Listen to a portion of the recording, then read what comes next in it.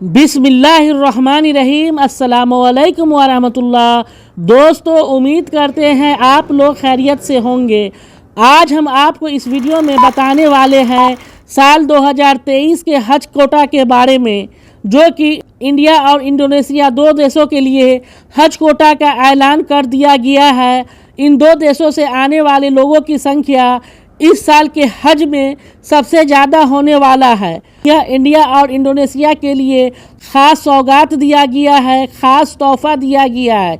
इसीलिए अपने देश इंडिया से सऊदी अरबिया आने वाले मुसलमानों की खुशी बहुत ज़्यादा बढ़ गई है, जो कि कई सालों से इस दिन का, इस समय का इंतज़ार कर रहे थे।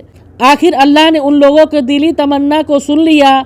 अब इस साल के हज पर आने वाले लोगों की संख्या में सऊदी अरबिया के हज मिनिस्ट्री की तरफ से हज कोटा में बेशुमार बढ़ोतरी किया गया है, जो कि अब तक का सबसे ज़्यादा रिकॉर्ड ब्रेकिंग बढ़ोतरी किया गया है। साल 2019 की बात करें तो लगभग 1,40,000 लोगों को साल 2019 में हज करने का मौका दिया गया था। वहीं साल 2020 में लगभग 1,25,000 लोगों को हज करने का मौका दिया गया था। साल 2021 का हज बाहरी देशों से आने वाले लोगों पर प्रतिबंध कर दिया गया था, क्योंकि उस समय कोरोना का दौर चल रहा था। इसीलिए बाहरी देशों से आने वाले लोगों पर प्रतिबंध लगा दिया गया था। और साल 2022 में लगभग 80,000 लोगों को हज करने का मौका दिया गया था।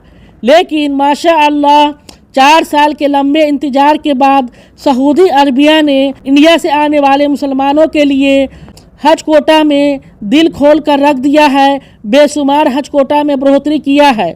दुनिया के सबसे ज़्यादा मुसलमानों की जनसंख्या वाले देश इंडोनेशिया की बात करें तो इस कोटा में इंडोनेशिया पहले स्थान पर है, जबकि इस लिस्ट में इंडिया को दूसरे नंबर पर रखा गया है।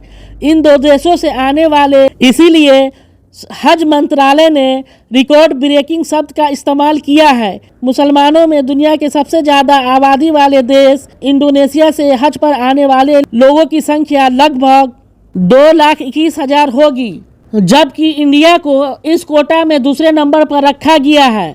इंडिया से आने वाले हाजी लोगों की कुल संख्या लगभग 1,75,000 होगी, जो कि इन दो देशों में अब तक जितना भी कोटा मिला करता था, इस साल का हज कोटा इन दो देशों के लिए रिकॉर्ड ब्रेकिंग है। रिकॉर्ड ब्रेकिंग बढ़ोतरी किया गया है।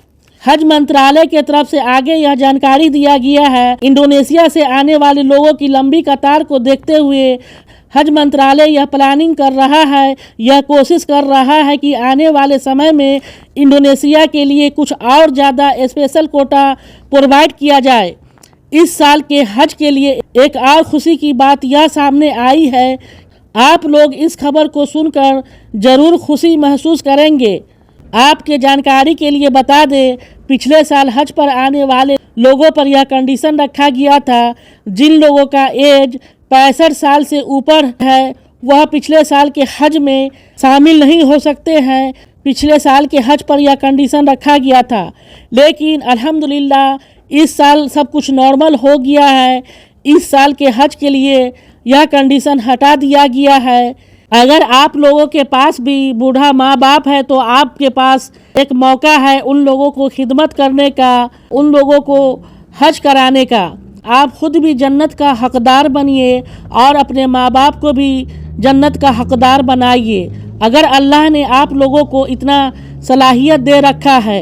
हज मंत्रालय ने आगे यह भी जानकारी दिया है, हज पर इंडिया से आने वाले लोगों को हज कोटा होने के कारण उन लोगों का सिलेक्शन लक्की ड्रॉ सिस्टम के तहत किया जाता था, और इस लक्की ड्रॉ सिस्टम के तहत हजारों के संख्या में हज पर आने से पहले ही बाहर हो जाया करते थे। उन लोगों के उम्मीद पर पानी फिर जाया करता था। इसीलिए हज मंत्रालय ने इस साल के हज कोटा में इंडिया और इंडोनेशिया से आने वाले लोगों के लिए बढ़ोतरी कर दिया है। इंडिया के प्रत्येक राज्य के लिए बिना किसी कंडीशन के, बिना किसी प्रतीक्षा के लोग ज़्यादा से ज़्यादा संख्या में इस साल के हज में हिस्सा ले सकते हैं। अगर आप लोगों को लकी ड्रॉ सिस्टम के तहत सिलेक्शन भी किया जाता है इस सिस्टम के तहत इस साल ज़्यादा से ज़्यादा लोग सिलेक्शन हो पाएंगे। इस साल के हज के लिए एक और ज़रूरी बात यह है कि हज पर आने वाले लोगों की लागत कितनी होगी, कितना खर्च होगा, इसमें कुल खर्चा कितना आने वाला है।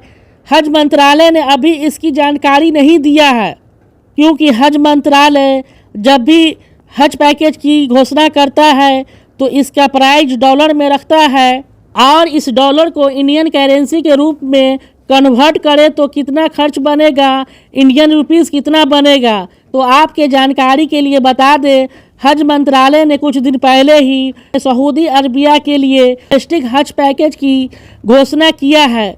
इस साल के हज के लिए 4 प्रकार के हज पैकेज की घोषणा किया है, जिसमें सबसे ज़्यादा सस्ता हज पैकेज 4000 से कम सऊदी रियाल इसकी कीमत रखा है।